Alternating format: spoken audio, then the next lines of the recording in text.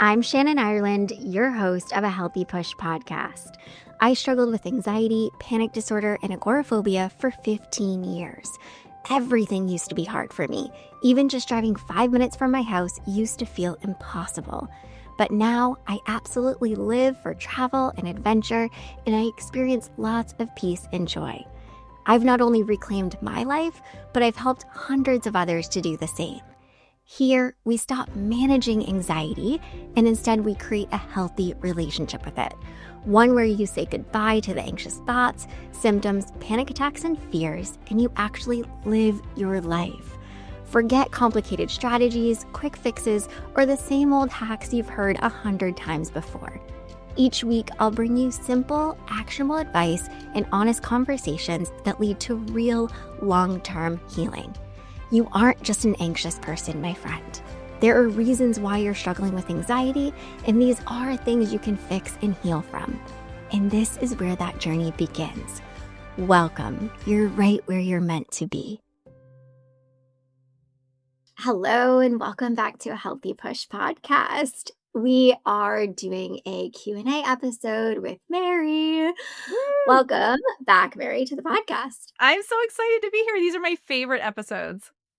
Same. These are just so fun. And I feel like the questions that we got this time, I'm like, dang, like these are not, I don't know, I don't want to say like entry level, but they're not like, oh, I've only been experiencing anxiety for like a couple of months. This is like, I've really been in the thick of it. So I think that these are going to be so good to dive into.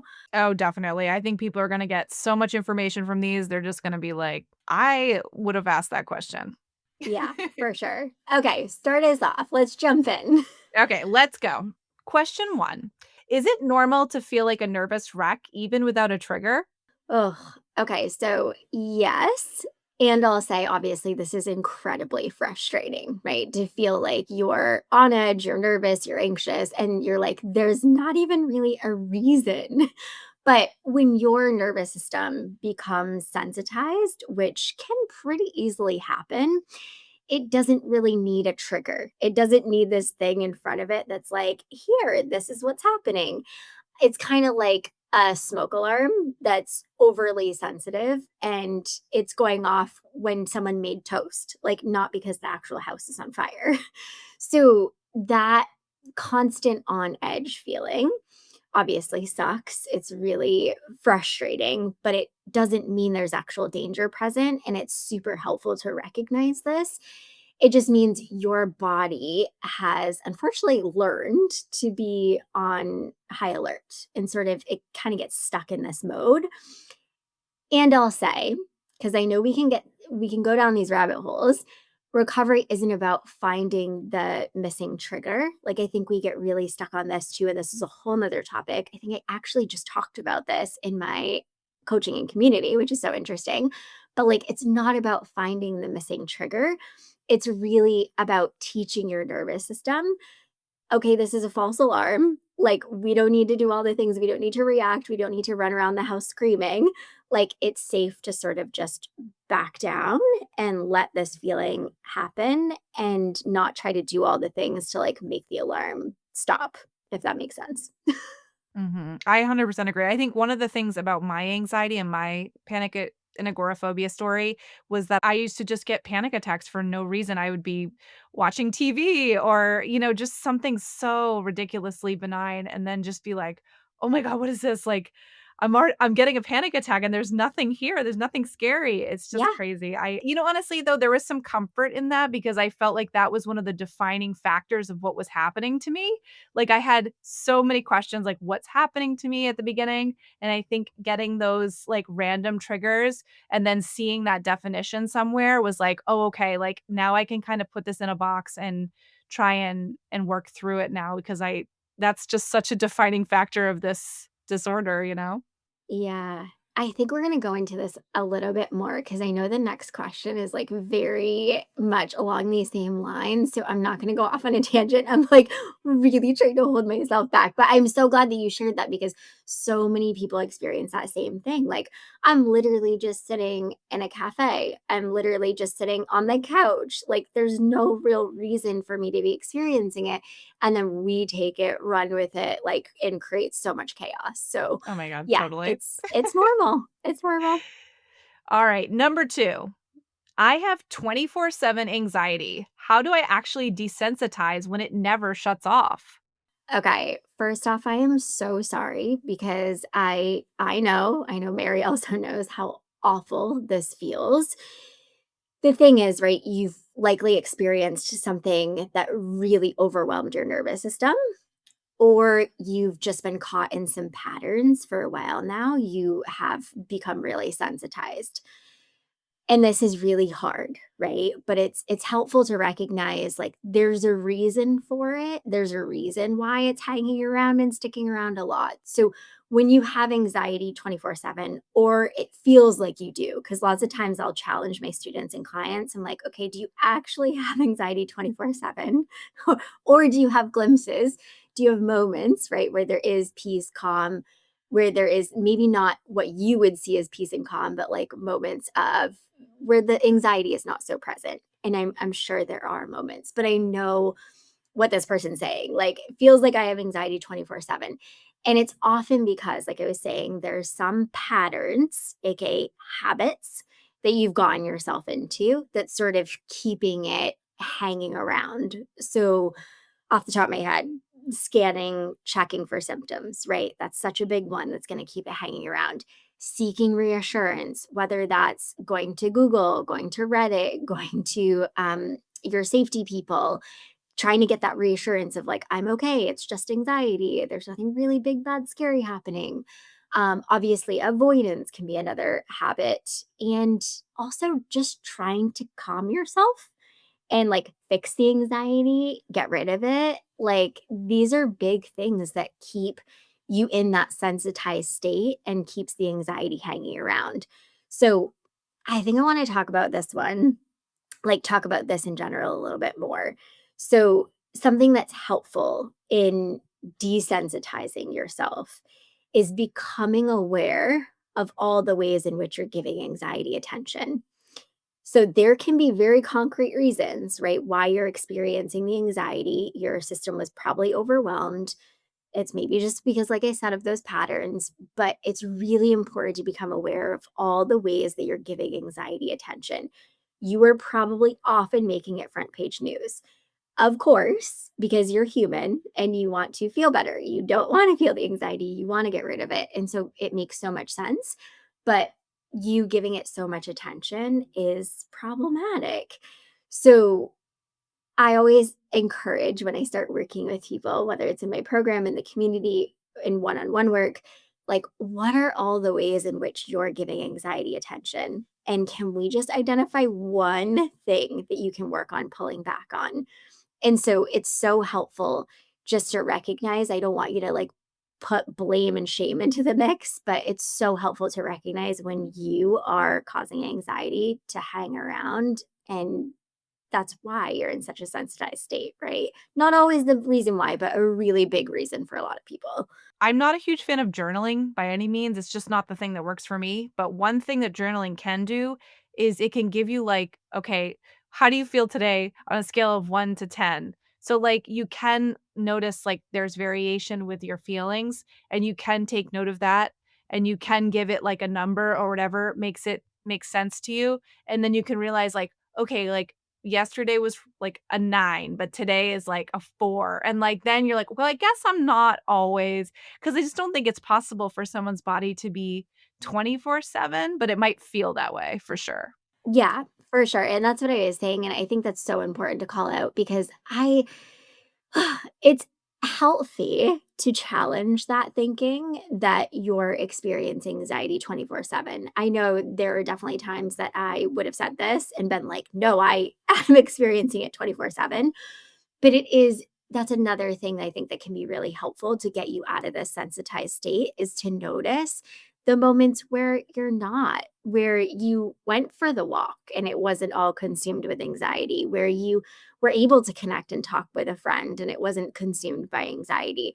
It's really helpful to recognize that your body and brain do have the ability to not be in that super anxious, sensitized state. But yeah, I would say if you feel like you have anxiety 24/7, a really helpful place to start is to look at how much doing you're participating in, and can we pull back a little bit on that doing? Oh, I totally agree. Oh my gosh. All right. Number 3. Why does agoraphobia recovery take so long? And does being stuck for years mean I'm beyond saving? Ugh. Again, I am so sorry. Like, being in this space is so incredibly hard. Like, I absolutely get this. I mean, I was convinced that it was gonna be the rest of my life. So, recovery, of course, takes time because the fear changes the brain through repetition.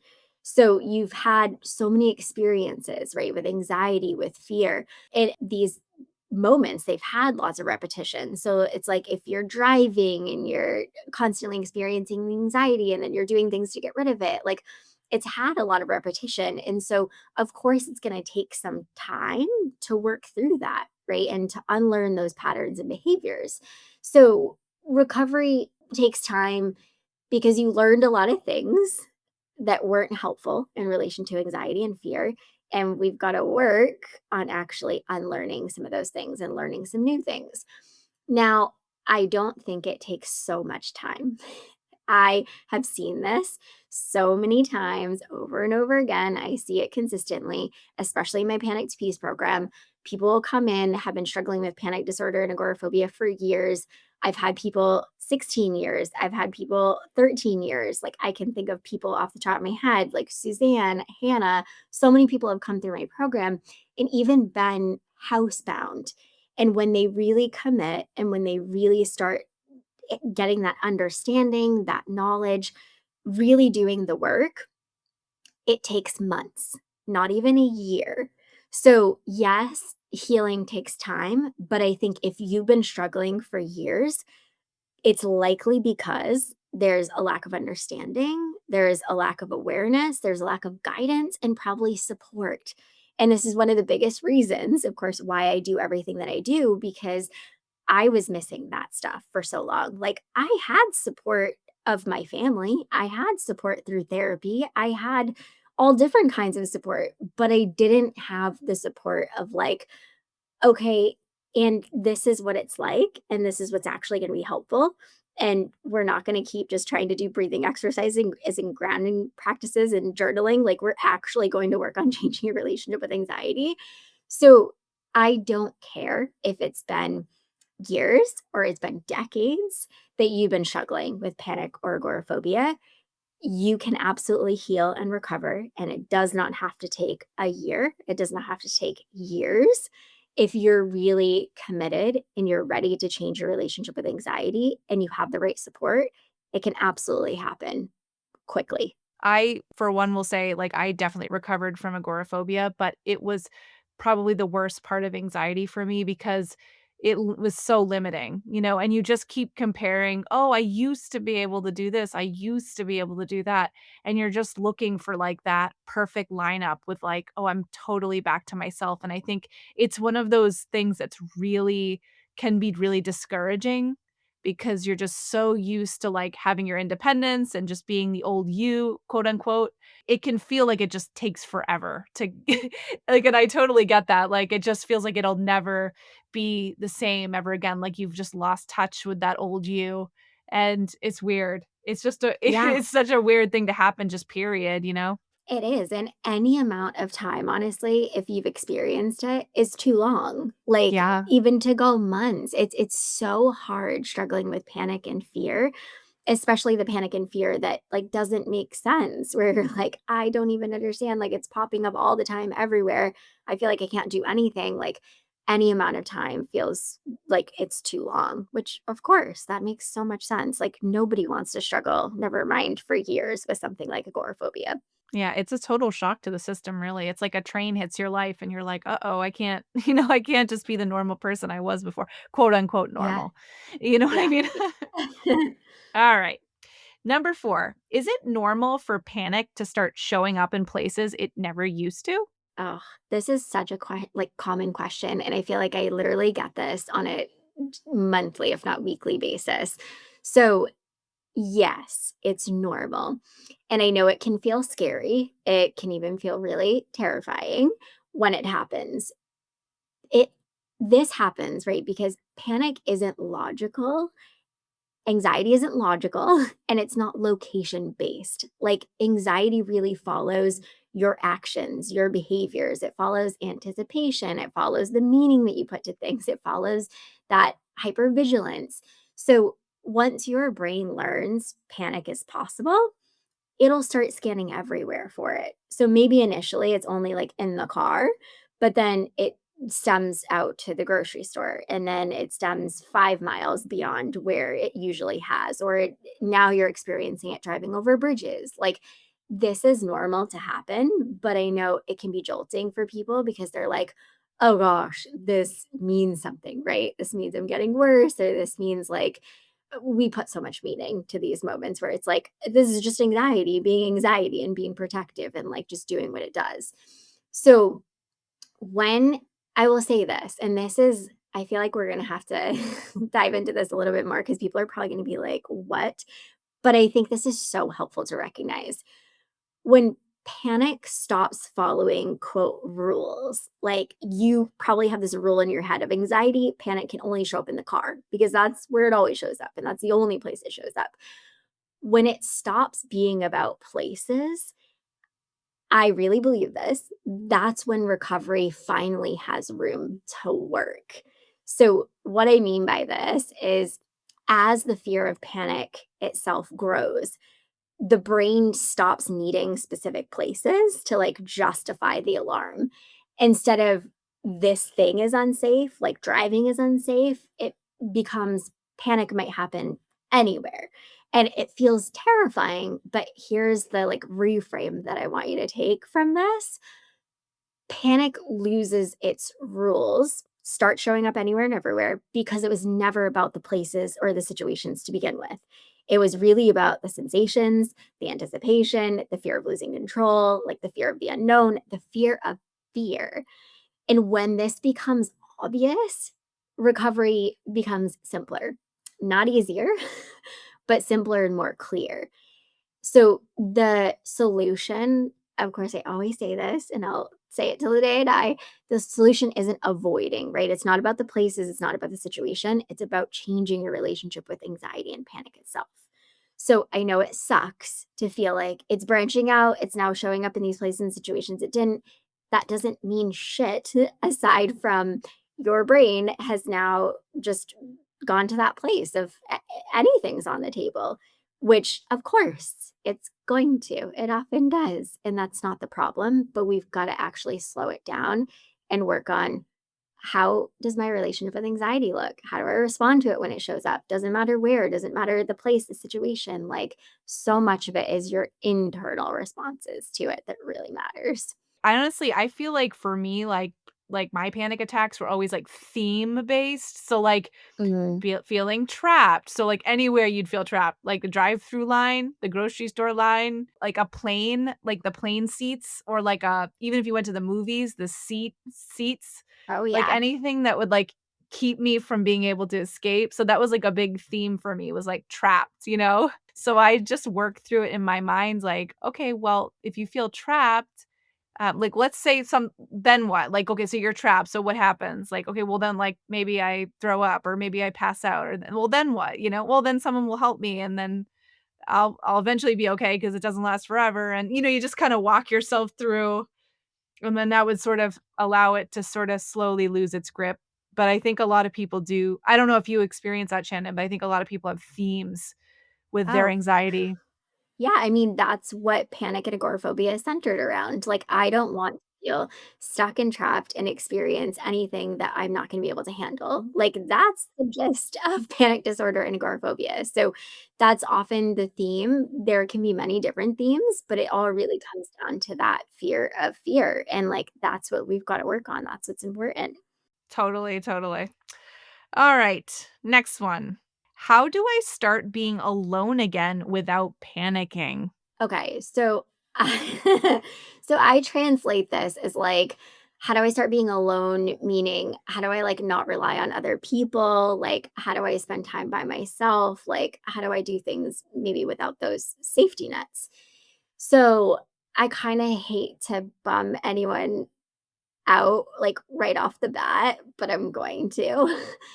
The goal can never be not panicking. Okay. So if we have that goal of like, I want to be able to drive, but I don't want to panic. I want to be able to go to the store again, but I don't want to panic. I want to be able to be home again alone and not panic. You're setting yourself up for failure. Okay. So if something is a really hard thing for you and is a real sticking point, like being by yourself, because you probably are lacking that trust and safety, it's really unrealistic to be like, okay, well, I want to experience the independence and being on my own without panicking. Well, of course you do. That's like the overarching for everyone. Everyone wants to heal and get better because they don't want to experience the feelings anymore, right? And they want to be able to trust themselves and have that safety. But we can't have this be the goal. I think you have to understand this. Panic when alone isn't about being alone, it's about losing that perceived safety. So I think that's what it usually it's not what we think it's about. It's like you cling to other people, you cling to things because you think those things and people are bringing you safety, where those people, those things are bringing you comfort, but they're not removing anxiety entirely, right? Like nobody really or anything has the power to do that. So I would encourage if you're in this place where this is something that you really want to work on, which is a huge value for so many people, right? Like I want my independence back, I want my freedom back.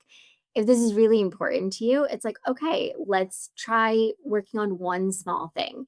Maybe it's not immediately looking to your safe person, right? When you feel that anxiety and panic. Sure, somebody can be home with you, but you're not immediately reaching out to that person when you're like, oh God, I feel like I'm going to panic.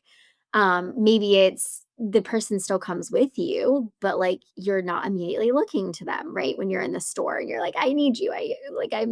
So I think there are so many small ways that you can build the trust in yourself, not having to throw yourself in the deep end to be like, I need to not have safe people. I need to like, do everything alone and I need to force myself. Like that often just creates more anxiety. So I think you've got to take small steps with this because if you don't feel safe being alone, there's a big lack of trust and safety in your body. So it's not just as simple as saying, well, we need to start carving out time for you to practice being alone. Like there are things that can come ahead of that that will be incredibly helpful and help you to build that trust and safety in a way that actually feels good and isn't torturous. So I think you've also got to remember this when you're taking the small steps. Like we build confidence, trust, safety through actions, through experiences. And you really like, we can't wait around until we feel ready. Like, okay, like today feels like it's a good day. Like you got to teach your nervous system through experience, right? That these are false alarms. But this is such a common like in every round of panic to peace and in my community, like this is a big theme for a lot of people. Like I don't feel safe being alone, and it makes perfect sense. But I always say there are ways that we can build that trust and safety that's not going to make you feel like you're being tortured or like make you experience even more anxiety and panic. I agree totally, and also with the idea that, like, sometimes you just don't wanna be alone, and it's not really panic or anxiety, it's just you just don't wanna be alone and you're going through something or, Yeah. I was definitely, afraid to be alone when I was in the heat of it, really, and I just remember calling my mom or, like, just having her on, like, like, I'd call her, like, frantically, like, and she wouldn't pick up the phone, and I'd be like, "Oh god, she's not picking up the phone," and I would just, like, freak out. I would just freak out. And I ended up getting through the panic attack just fine, but I was like, "Why?" Like, I was, like, almost mad at my mom, like, "Oh, you didn't pick up? Like, what if something happened to me?" Like, it would get sort of it was it was not good. This is so awful, but I remember having a panic attack at work, and I worked in a doctor's office, in a cardiology office, and literally, like, it was a pretty severe panic attack, and it wasn't I always tried to hide, like, that I was experiencing anxiety or panic, but it was one of those, like, there's no hiding this, like, I am not good, and, like, there were so many nurses, a couple of the doctors, and it was for sure in the moment embarrassing, but I don't even think I could register it because I was just so scared and, like, in such a bad place. But I remember my boss, like, the boss of the entire practice called my mom, and my mom was like, "I can't come get you." And so my boss came to me. I'm, like, pretty coming out of the panic attack, but I'm still feeling really awful. And my boss told me that, and he literally looked at her like I thought she was joking. And she was like, "No, like, your mom can't come. Is there somebody else that I can call?" And I was just like, "Oh my God." I was like, Oh "What am my I gonna do?" But it god. really does show you, like, I didn't need my mom. Of course, I wanted her because when we are going through something hard and something like that feels really awful, you want comfort. Like, you want somebody to be there, and it's not that they need to be there. It's not that they need to rescue you, but we all have that feeling as humans. Like, I'm sick, I'm not well, something bad is happening. Like, I want somebody that I trust and feel safe with. But yeah, I totally hear you. Like, there were times that my mom was such an enabler. Like, she would usually always answer. But I remember, she would be like, "Shannon, I can't, I'm not always gonna be able to be there." And I'm like, "What?" Mhm. You're my Yeah. mom. And how old were you then, Shannon? Oh my god. I was probably 19, 20. So so you felt like kinda like, "Oh, wow, this is really, like, I'm beyond this at this stage of my life. I should be." Oh my god. I mean, I honestly though, I was in the thick of it at that point, and I Mhm. mean, if you've experienced anxiety and panic, like, true, like, it just consumes your life. I don't think there's any age in which you can be like, "I should be equipped for this, like, I should be able to handle this, or I should," like, when you are experiencing that level of panic and fear, I think everything goes out the window, like, you're just in survival, and that's exactly what I was in, like, I was just trying to survive day to day, and yeah, I mean, that was such a, whew, rough period of my life, to put it, like, gently. It really makes you, like, this raw person where you're like, "This is truly me." Like, you are, like, literally stripped down, like, no like, you're not like, you're just so at, like, the worst point of your life. But I think it's, like, so humbling too because it's like, you really there's so much growth to be done when you're like that, like, you're so humbled by it, you're like, Yeah. "Man, I'm like, I'm losing my mind over here," and I feel like there's so much to be gained from it though, like, when you get like that. And I got, like, it so I always, like, my mom will sometimes, of course, she listens to the podcast, and so I'm always like, tread lightly on what I say about my mother, but no, she listens and she's like, "I don't think that you are, like, raw enough sometimes." And I'm like, "Okay, well, I always try to balance, like, I don't wanna share too much and, like, scare people, but I should share this." I when I experienced this panic attack, like, it was so bad that I remember before I, like, got help because I felt like I can't handle this, I was in the bathroom, like, with my feet up on the toilet, felt like I was gonna pass out. I mean, this was such a common response of my body, like, my body would go into that fight or flight, and, like, this is so TMI, but, like, my body would empty everything. Like, I'd have to go to the bathroom, I would vomit, like, and I remember all of that happened, and then I was laying on the bathroom floor, and I'm like, "This I feel like I'm gonna pass out, and, like, I need to get help." And so that's when I went and got what my coworker, who is, like, one of my friends, also outside of work, and she was like, "The Shannon, like, I need to get a nurse or a doctor." And I was like, "Oh my god." And I, like, had, several people around me while I'm, like, in this state. But I remember there was so much compassion, obviously, and so much empathy. And I remember people just after the fact, of course, being like, "I'm so sorry that you're struggling with this," because I would hide it from everyone. Like, I didn't want anyone to know that this part part, quote, part of me existed, but it was like I was in, meetings and high level meetings, and I worked closely with doctors, and I did like quality and like analytical work. And I didn't want people to think like Shannon can't do this. She can't handle this. Like it was just, absolute torture. And so I feel like if you're listening and you're like, yeah, like I'm experiencing so much of this, like you can absolutely heal, you can absolutely recover. And it's hard. It's hard to build that trust and safety. But when you really do that work, like it helps so much. Like I could go on for days about this, but I feel like that was worth sharing. No, I think just sharing is so, like, important because it really just makes everybody like, I'm sure everyone listening can be like, "Oh gosh, yeah, I've had a moment similar to that," and it's just so nice to feel community, like, about stuff like that because it is such a unique experience that I don't think most people have, so it is nice to hear. Yeah, I know, right? Yeah, it's really nice to hear you went through that. Right. All You're right. welcome, guys. I know, right? Okay. Number 6. I have big unavoidable events coming up. What if I don't have time for gradual exposures, or is it not practical to do them? Oh, okay. This is another question that I get asked a lot, and this makes so much sense. So, we actually just talked about this in my panicked feast community, like in our check in, because there are so many people who are now at the point where they're like, all right, I want to take the road trip, I want to take the flight, but like I haven't done that in years and I'm like terrified.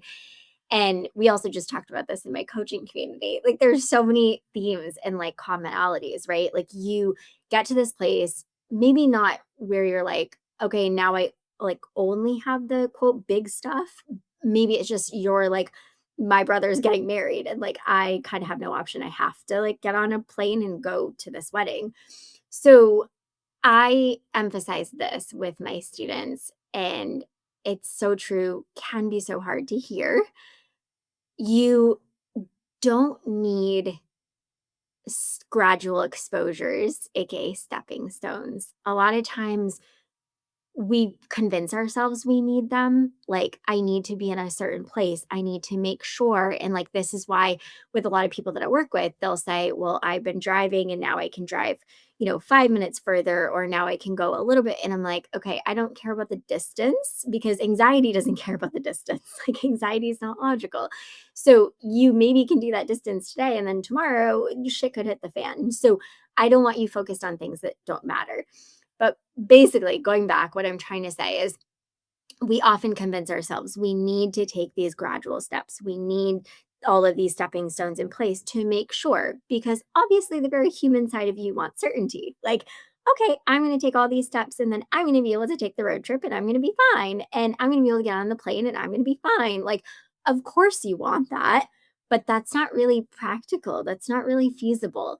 So, I will always say this: the best exposures come in your day to day experiences. And often the ones that you're not really planning, you're not like manipulating and convincing yourself, I have to do this. Like, I have to drive X amount, I have to, whatever it is. Like, the steps that are usually the most helpful are the ones that you often don't even notice, like where you're allowing yourself to say yes, even though you feel anxious. You're going to the grocery store, even though you really don't want to. You're not fighting the sensations and symptoms so much. You're not going down all those rabbit holes. You're allowing yourself to stay more present rather than thinking of all the escape plans.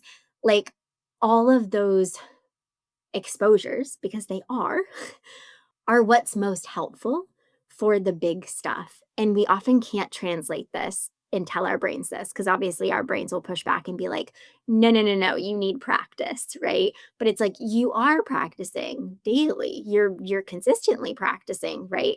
Creating a healthy relationship with anxiety. So we don't need to book a 45-minute plane ride so that to ensure we can get on the 4-hour plane ride.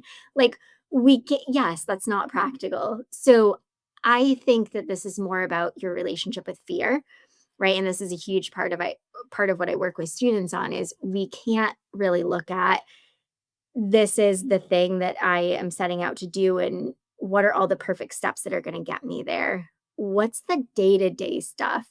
And how can we be better about responding to anxiety in our day-to-day? That will be way more helpful, way more powerful. And these moments translate to the train, to the plane, to the trips, to the whatever it is that the quote big stuff is that you're going to do. And I always tell my students, this is part of life. Okay. We're going to have big events.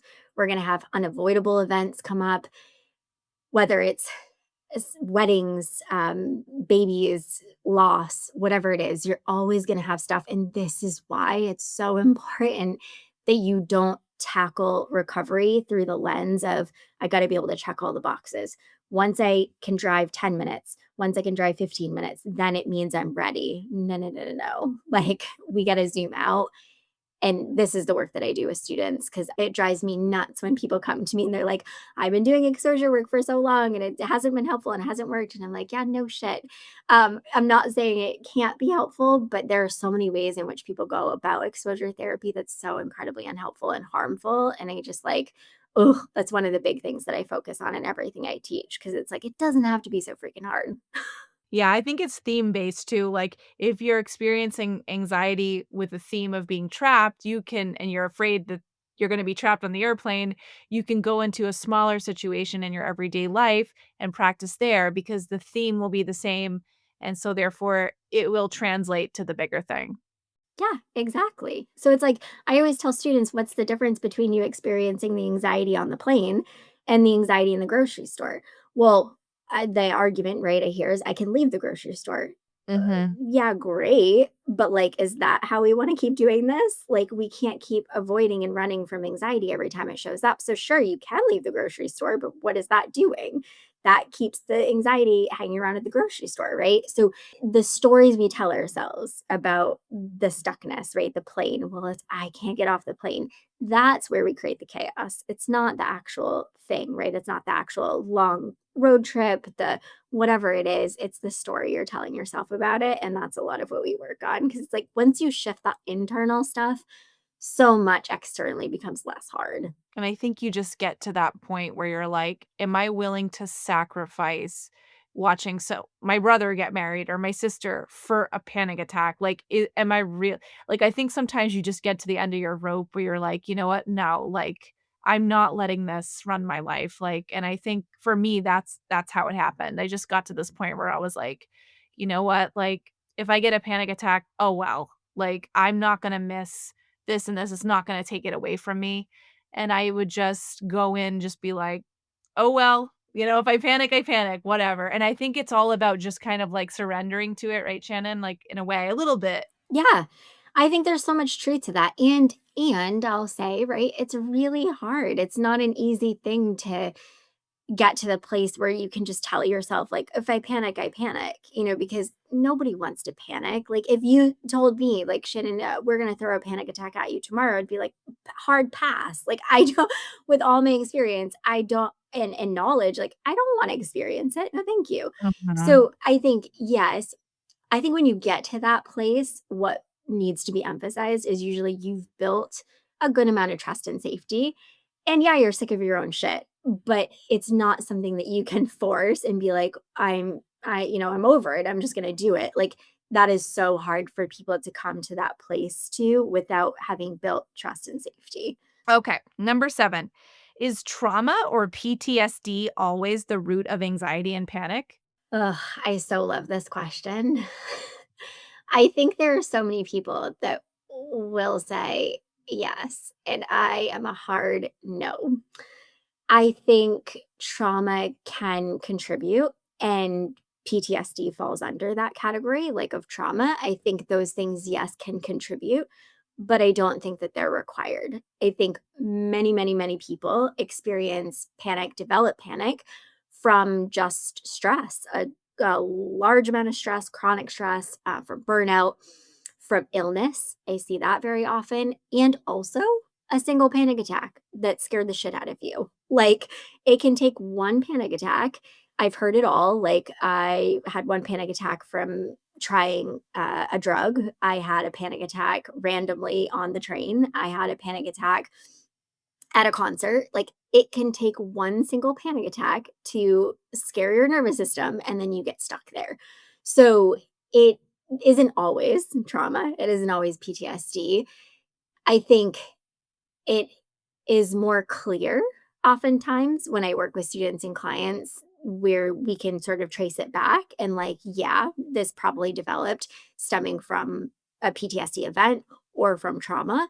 But I think the important thing here is that what keeps panic going isn't always trauma. It can be part of it, but I think the big thing that keeps panic going is fear of fear, is avoidance, is that nervous system sensitization. So I always say this to students because I think it's important. I wish I had been told this back when I was struggling. You don't have to uncover a hidden trauma in order to heal.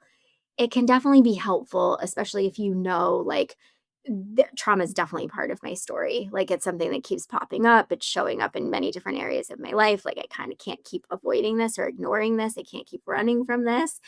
But you don't, like, we don't have to go back and parse out, like, there's got to be a moment, right? We really have to focus on right now. What are your patterns? What are your behaviors? How are you responding to anxiety now? How are you treating yourself now? How do you respond to yourself now? Like, what are your relationships? Like, that stuff is so important. And it's about learning how to change how you respond to those threats, to those patterns, to all that now in the present. That's going to be most helpful. Okay, last question. Do I have to take medication to recover? Okay, no, of course not. But I totally understand someone asking this question. Medication is absolutely an option. It's not a requirement.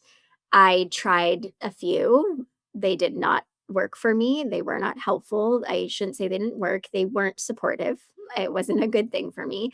But also, taking medication is not a failure. Like, medication is such another supportive thing that can help, that can really help you to get to that place where I always say it can turn down the dial on anxiety so that you can actually do a lot of the work that's going to be helpful. So some people use it temporarily, some people use it long term. Some people don't use it at all. And you can very much arrive. I don't care even if you're like, well, I'm housebound, so that probably means I need to try medication. No, I've had many people who have been housebound who have not gone the medication route and have fully successfully recovered. So, like I said, medication can lower intensity, but it doesn't replace the work that you have to do. So, recovery still comes from learning how to develop that healthy relationship with anxiety.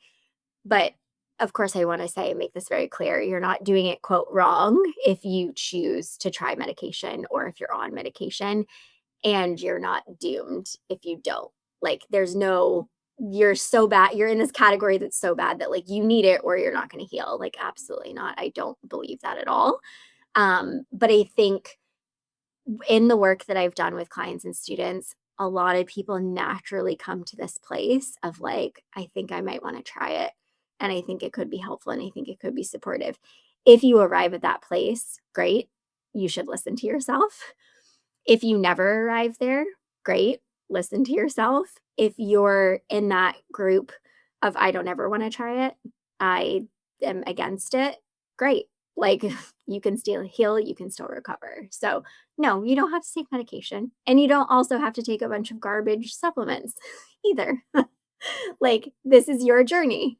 My cabinet is full of supplements, I will tell you that, and I ended up trying medication, and it actually really worked well for me, but I was really at the end of my rope. I had tried every supplement, every something, and I just was getting tired of not really making too much progress, but if someone like you had been around, Shannon, perhaps I would have never had to take, any medication because maybe I would have been able to do it all on my own, but I just feel like sometimes it's the quality of help that you're getting. What I'll say is that the medication sort of turned down the response, the nervous system response a little bit so that going out and trying to stay, doing my what were exposures for me, it made it a little easier to go do those things. And I have no problem with it. Like if it's a stepping stone for people, I also hold no judgment and I whatever works for you. Yeah, Yes. same. I'm glad you shared that. And two, I should say, because I never want to offend people or make people feel bad. Like, if supplements you find are helpful for you, go to it. I just really, I don't know. Like I've done so much research and just like digging into supplements recently, and I just, oh, like it's a whole world, right? That's like unregulated. You don't really know what you're getting. You have a list of ingredients, but none of it's really been like clinically trialed. And I just think it's in our Western culture, it's like we'll sell you on all the things to get you to spend all the money. And like you don't need it and it's really not doing shit. But Yep. this is the world we live in, right? So, but It's like, are you anyway, that's all. eating mushrooms? Are you like cordyceps or like they'll do reishi mushrooms will help you. Like you could just take this one little pill and you won't have anxiety anymore. It's like, no, that's not how it works. Yeah. Yeah, and then you go down all these rabbit holes and then you're like, "Well, nothing's working." And it's like, "Oh my gosh." So, I have loved these questions. I think that they've been so I hope that they've been helpful, right? I think that they have. We've definitely had a really good conversation and I'm excited to have more. I definitely got more questions that I'm like I was just peeking at. I'm like, "We're gonna have to do another Q&A soon." Ooh, I'm so excited. I can't wait. All right. Well, as always, until next time, guys, keep taking healthy action. I hope you loved this episode of A Healthy Push. If you have, I'd be so grateful if you could leave me a rating and review wherever you're listening to this podcast. This helps people to find the show and get the support they need. And if you know someone who could use a little push, be sure to share this episode with them. And for even more support, head over to ahealthypush.com for show notes and loads of tips, tools, and inspiration to help you on your recovery journey. I'll see you next week.